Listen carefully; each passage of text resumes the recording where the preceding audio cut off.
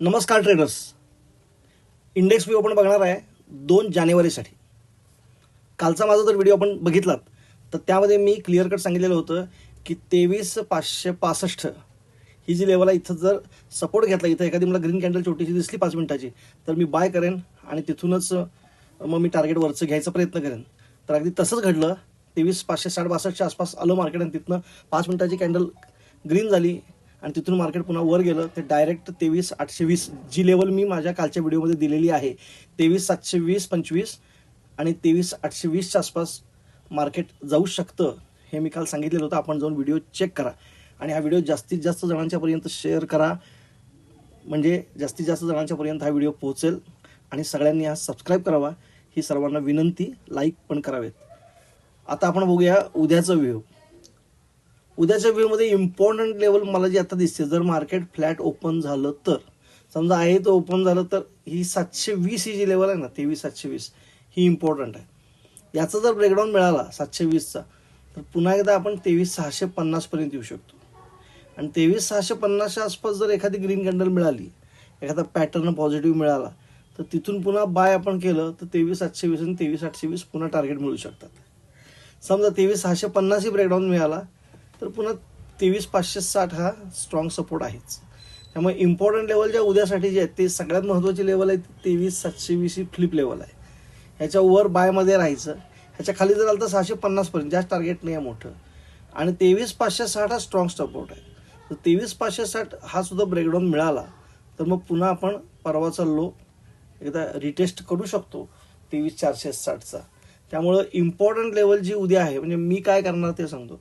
समजा market gap up झालं आणि साधारण 23,820, 825च्या आसपास गॅपअप झालं, तिथं एखादी 5 मिनिटाची रिव्हर्सल कॅन्डल मिळाली, रेड कॅन्डल, तर त्याचा टॉपचा स्टॉप लॉस लावून मी पुट घेण्याचा प्रयत्न करेन. आणि तिथनं मार्केट खाली आलं तर ठीक, नाही स्टॉप लॉस गेला तर गेला.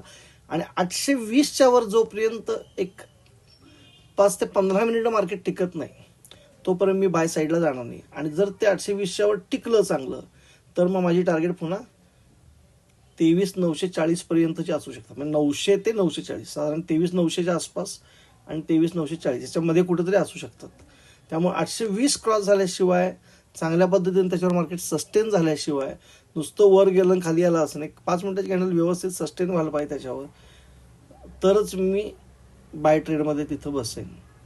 आणि 23,940 क्रॉस झाल्यानंतर मात्र आपण आत्तापर्यंत बोलल्याप्रमाणे एक बुलिश व्ह्यू आपला असू शकतो. पण सद्यस्थितीला 23,820च्या इथं जर रिव्हर्सल कॅन्डल मिळाली, रेड कॅन्डल, तर त्याचा टॉपचा स्टॉप लॉस लो मी पुट घेण्याचा प्रयत्न करेन. त्यावेळी माझी टार्गेट पुन्हा 23,820 पर्यंतचे असतील. आणि समजा असं न होता 23,820 क्रॉस केला आणि तिथं एखादी चांगली मारूबुजू ग्रीन कॅन्डल मिळाली, तर त्या ठिकाणी मी त्याच्या लोचा स्टॉप लॉस किंवा एक अजून 10 पॉईंट जास्त बफर देऊन तिथं स्टॉप लॉस लावून मी 23,940च्या टार्गेटसाठी बसेन. समजा मार्केट गॅपडाऊन झालं साधारण 23,650च्या आसपास, आणि इथं आपल्याला एखादी ग्रीन कॅन्डल मिळाली, तर त्या ग्रीन कॅन्डलच्या लोचा स्टॉप लॉस लावून मी 23,720 आणि 23,820च्या टार्गेटसाठी बसेन. ही झाली निफ्टीची स्ट्रॅटजी. आता आपण बघूया बँक निफ्टी. बँक निफ्टीमध्ये आजचा जो हाय लागलेला तो 51,320 आहे. त्यामुळे 51,200 ते 51,300 इथं जर समजा गॅपअप झाला कुठे, 51,250, 51,270, 51,280, 320च्या आत गॅपअप झाला आणि तिथे एखादी रिव्हर्सल कॅन्डल मिळाली, रेड कॅन्डल, तर मी 51,320 बी प्रिसाइज अजून एक 10 पॉईंटवर एक्स्ट्रा 51,330चा स्टॉप लॉस टाकून मी या ठिकाणी पुटचा ट्रेड घेईन. आणि त्यावेळी माझी टार्गेट पुन्हा एकदा इथं 50,800 पर्यंतचे असू शकतात. 50,800 कारण इथं ऑर्डर ब्लॉक आहे. साधारण 50,600 ते 50,800 या रेंजमध्ये पुन्हा एकदा मार्केट इथं सपोर्ट घेऊ शकतं कुठंतरी. आणि त्याला स्टॉप लॉस आहे 50,450. जोपर्यंत 50,450 इंटॅक्ट आहे, तोपर्यंत मार्केट वरच जाण्याची शक्यता जास्त आहे. त्यामुळं जोपर्यंत 50,450 ते 50,500 पर्यंत मार्केट आलं तर तिथं रिव्हर्सल घेतलं तर त्या ठिकाणी पुन्हा एकदा बाय करण्याचाच मी प्रयत्न करणार. सेल फक्त गॅपअपमध्ये मी विचार करणार, तोही 320 ते 330 इथं लिहिलं आहे बघा मी. त्याच्या आसपास तो जोपर्यंत क्रॉस होत नाही तो माझा स्टॉप लॉस असेल 320 ते 330. त्याच्यावर गेलं तर मी तो पुढचा ट्रेड सोडून देणार, लॉस ॲक्सेप्ट करणार, आपली चूक झाली म्हणणार.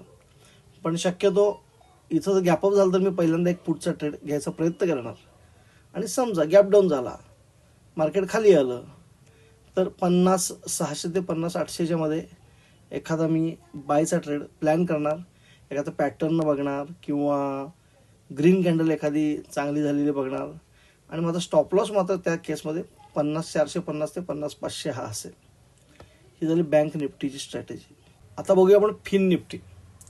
तुम्ही जर माझा शुक्रवारचा व्हिडिओ बघितला असेल, म्हणजे सोमवारसाठीचा, या आठवड्यासाठीचा, तर त्यामध्ये मी फिन निफ्टीला लेवल दिलेली होती. तशा सगळ्याच Nifty, bank Nifty, fin Nifty तिन्हीच्या लेवल चेक करा तुम्ही त्या व्हिडिओमधल्या माझ्या, आजही इंटॅक्ट आहेत त्या. तर त्यामध्ये मी फिन निफ्टीला विशेष लेवल दिली होती, म्हणजे 23,680. आणि बरोबर 23,680चं ब्रेकडाऊन आज एक्झॅक्ट तिथं जाऊनच खाली आलं आहे. त्यामुळे ही लेवल आपल्यासाठी अजूनही तितकीच महत्त्वाची आहे. समजा 23,680च्या वर मार्केट टिकलं, एक 5 मिनिटाची 10 मिनिटाची कॅन्डल सस्टेन झाली, तर आपण 23,800 पुन्हा जाऊ शकतो असं मला वाटतं. आणि समजा गॅपअप झालं आणि आता ही जी कॅन्डल झाली आहे, ही रिव्हर्सल कॅन्डल, तशीच कॅन्डल इथं उद्या गॅपअप जर झाली तर मी पुन्हा एकदा पुढचा ट्रेड घेईन, जेणेकरून ती पण 23,680च्या खाली यायला पाहिजे बरं का. वर कुठं झाली तर मी नाही घेणार. 23,680च्या आत यायला पाहिजे ती रेड कॅन्डल, आणि व्यवस्थित ती रिव्हर्सल कॅन्डल असेल तर मी त्याचा स्टॉप लॉस लावेल आजच्या हायचा, साधारण 23,715चा. आणि मग 23,500 ते 23,435, बी प्रिसाइज 23,500 माझं टार्गेट असेल त्यासाठी.